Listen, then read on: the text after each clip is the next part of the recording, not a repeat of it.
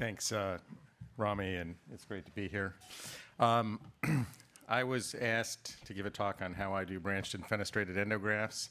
And I think it's pretty hard to do that in 10 minutes, so I'll do my best. If I'm running over, stop me. And I'm going to talk about some of the points that I think are important for success. These are my disclosures.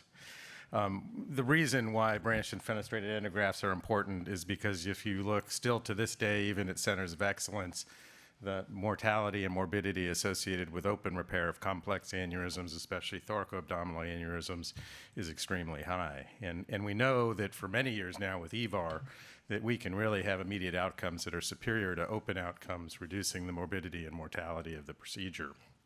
The issue with the more complex thoracoabdominal aortic aneurysms is that by rule, we have to incorporate the visceral arteries, and the way that we do that is by use of either directional branches or fenestrations by and large. There are a lot of devices that have now been developed to tackle this problem. The issue, at least here in the US, is that they're still all investigational. Hopefully that will change soon with TAMB and then ZFen Plus that are all in or entering trial. Until then, this is how most people have been managing these aneurysms, with a variety of off-label combinations of commercially available devices, or actually physician-modifying commercially available devices to treat patients. As a disclosure, I'm not really talking about how to do it that way. I'm talking about fenestrated and branched endografts.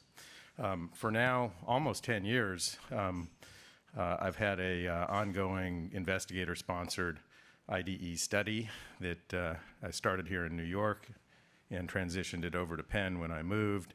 And we treat patients in two arms for thoracoabdominal aortic aneurysms utilizing branched and fenestrated stent grafts, both off-the-shelf and custom manufactured devices, as well as aortic arch aneurysms as well, with 1, 2, and 3 branch devices. I'll give you a little bit of the quick summary of the results for thoracoabdominal arm so far with fenestrated and branched endografts in their IDE study. This was data that was collected through last April. We're currently updating the data set that's now over 300 patients. At this point, we had 257 patients, average age of 75, mean aneurysm diameter of 6.8 centimeters. And interestingly, at least half of these patients had had some form of prior aortic surgery, including about a quarter of the patients who'd had prior EVAR that had failed, usually with type 1 endoleaks or migration. I like branches.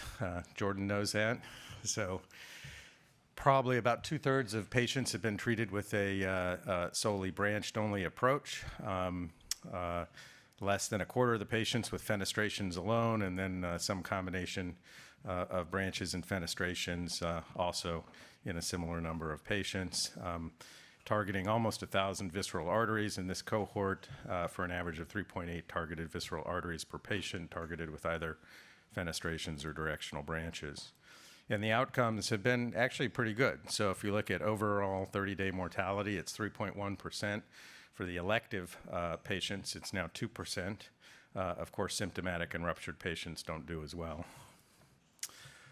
Spinal cord injury is about 5%. That includes about a 2% rate of complete paralysis or paraplegia.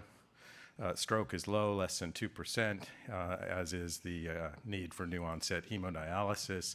Length of stay is relatively short for these complex patients at 4 days, and our median ICU length of stay is just 1 day for the overall cohort. So how do I do it? Well, first off, planning is key. This is 80-90% of the procedure.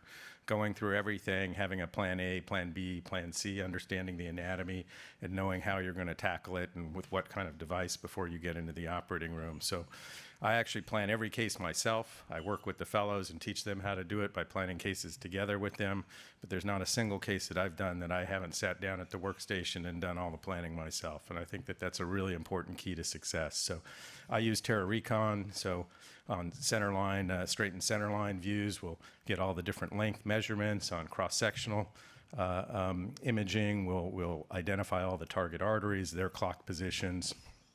the luminal diameters and aortic diameters at each level. I then scribble a bunch of stuff so that I can remember this 2 months later when I'm treating the patient, but I actually provide a lot of detail and all these notes to myself about how I plan to access the steps that I want to go through on the procedure, and then I also sketch out the device, even if Cook, who's making the device, gives me a much nicer sketch in the end. But the way I always do it is I always set it up, whether it's branches or fenestrations. I draw the device on this graph paper, listing all the distances from the proximal edge, all the fenestration or branch diameters and clock positions where they're going to be as well. Ultimately, that gets turned into a nicer CAD drawing that the company sends to me, since I'm not the greatest artist.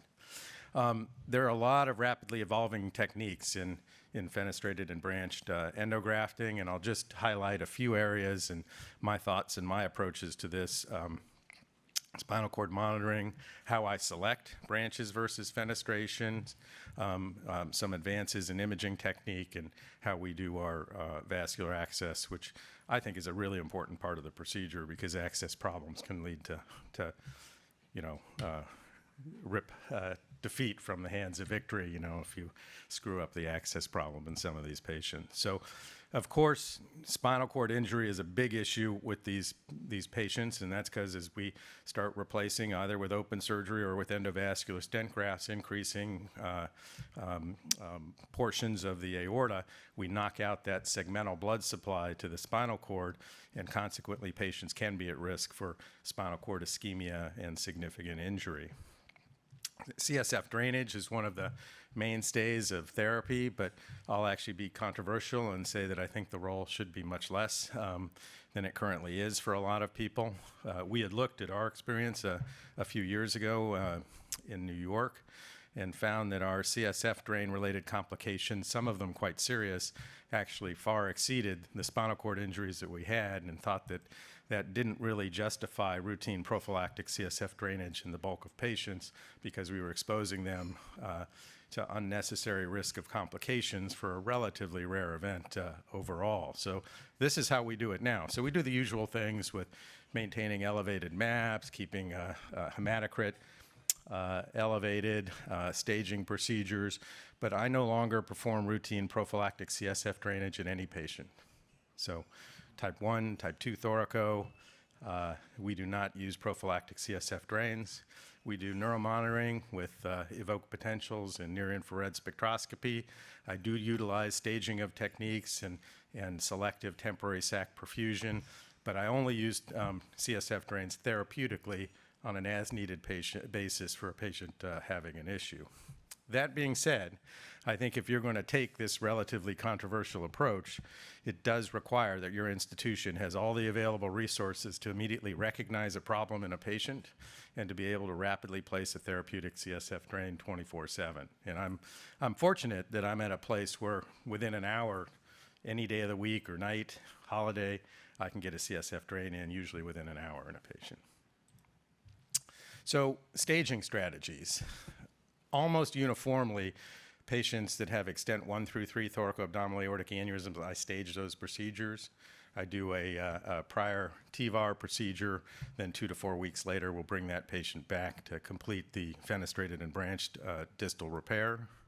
The other thing we do is when we do that distal repair, we utilize a protocol of selective temporary aneurysm sac perfusion, where if I detect abnormalities with our neuromonitoring during the procedure, or we usually test occlude the last branch or limb, and if we see a drop-off in the evoked potential signals, then we can leave that limb open to temporarily maintain some perfusion to the sac and come back and fight another day, usually a week or two later, to complete the repair.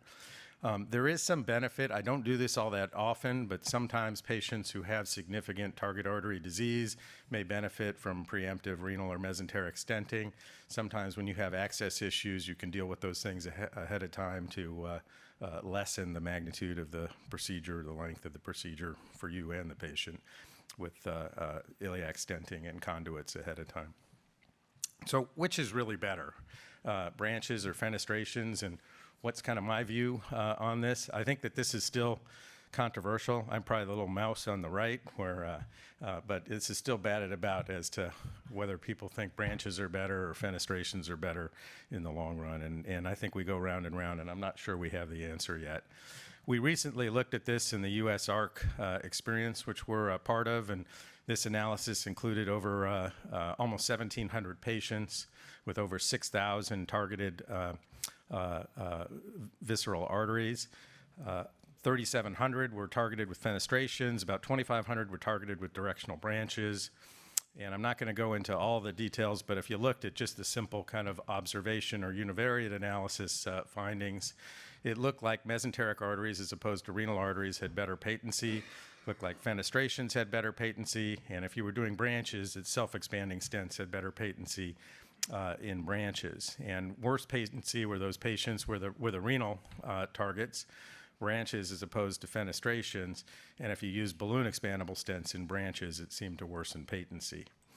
That being said, when we did the multivariable analysis and looked for independent predictors of target vessel instability, none of those things actually panned out. So really the things that favored better patency were a larger stent diameter, that seems to make sense, use of dual antiplatelet therapy in these patients, which we now do routinely, and the things that didn't pan out were directional branches versus fenestrations, and whether it was a renal artery or not. And some of that is probably explained by confounders, and because this is a selective experience with a bunch of investigators selectively using branches or fenestrations when they think they're most appropriate, and branches by and large are used for more complex aneurysms than fenestrations.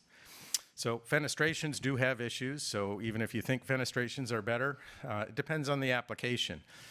Gustavo Oderich has clearly shown that if you have this gap distance between the device and the wall that exceeds 5 millimeters, that your branch instability of that fenestration starts falling off, and you can run into problems with that. So clearly there are pros and cons for branch devices and fenestrated devices. Branch devices can be off the shelf or custom if you want that. You don't need precise alignment with the graft and the target arteries. Yeah, they lend themselves to these procedures of temporary aortic sac perfusion. And you can use either balloon or self-expandable stents in branches. The downside, of course, is that they do require more proximal aortic coverage, that there still is this ongoing concern that the renal patency is lower with branches versus fenestrations, and you also need a certain minimum aortic luminal diameter to be able to accommodate the branches alongside the device, which in my experience, I use 25 millimeters as that deciding point, whether it's better for branches or fenestrations. With fenestrated devices, there's less aortic coverage. I think that they're better for upgoing branches. If you do have that narrow aortic lumen, a waist at the renal arteries or something like that, I think that's better for fenestrations. And of course, there is still this thought that they may have better overall renal artery patency than branch devices. The downside, of course, unless you're doing PMEGs, is that they're only custom manufactured devices, so that there's a lag time being able to get these devices. They do require that you have more precise alignment between the fenestration and the target artery. And there is also some longer pelvic and lower extremity ischemia times because of the sheaths that are indwelling in place to access all of the targets before you reperfuse the lower extremities. So this is how I do it, how I approach it. If I've got a pararenal or a type 4 thoracoabdominal aortic aneurysm, by and large, I'm using fenestrations to limit aortic coverage. If it's not, I'm more apt, it's a more extensive aneurysm, to use a device with directional branches. Of course, if the lumen is small or the branches are upgoing, I'm going to default back to fenestrations. And if there's a lot of aortic angulation or significant iliac access issues, I think that favors directional branches, which you can also do from upper extremity approaches better than fenestrations. Now, that question of upper versus lower extremity access, certainly femoral access has lower rates of cerebral vascular events compared to upper extremity, and I think now probably femoral-only access should be preferred in most patients if the anatomy is suitable for that. And so we now use steerable sheaths and default by doing everything from the groins, even with downward-going branches. And that actually works quite well. But the reality is some cases are just too hard based on anatomy to do entirely from below. And if you also want to do staged or sequential deployment techniques to manufacture working space in the aorta, you have to still utilize upper extremity access. So we're selective based on the individual patient and the anatomy. We still do it all percutaneously, utilizing percutaneous axillary artery access when we come from above. And we've shown that we can do that safely. This has been published and more recently presented, and our updated series is in press now in JVS. So one thing that I think is really important also to talk about is radiation exposure, especially for everybody who's young. It's too late for me. I've probably been radiated and going to glow for the rest of my life because of this. But with fenestrated and branched procedures, there can be some relatively high radiation exposures for the patient, the operators, and the staff. So some things that you can do, I mean, we always utilize fusion imaging for every case. We try to minimize the DSA runs, use all the ALARA principles to reduce our exposure. But I think what's really exciting for the future is going to be non-radiation-based image guidance. Not totally ready for prime time yet, but this is going to be the future. We use fours. You can see me kind of moving the catheter below the image intensifier without standing on the pedal. And this is visualization of the catheters and wires via optical fibers embedded in the devices so that the computer can figure out where the device and the wire is in space and time in 3 dimensions. And so it's really quite remarkable stuff. And so we can do the selective catheterization of target arteries, whether we're working from above or below. And with these images, we're not using any radiation or X-ray. This is just what we're seeing using the FORS image guidance. And so it's quite remarkable stuff, and I think we'll have a real future. So just to conclude, fenestrated and branched EVAR is definitely associated with lower morbidity and mortality compared to open surgical repair, despite being used in older and sicker patients. Meticulous planning, individualized for every patient, is really crucial to getting good outcomes. Strategies and tools for things like spinal cord protection, radiation exposure reduction are all rapidly evolving, as are the devices. The limitations still continue to be the access to these devices, regulatory approval, high cost, and ongoing need for secondary interventions in some of these patients. Thanks very much.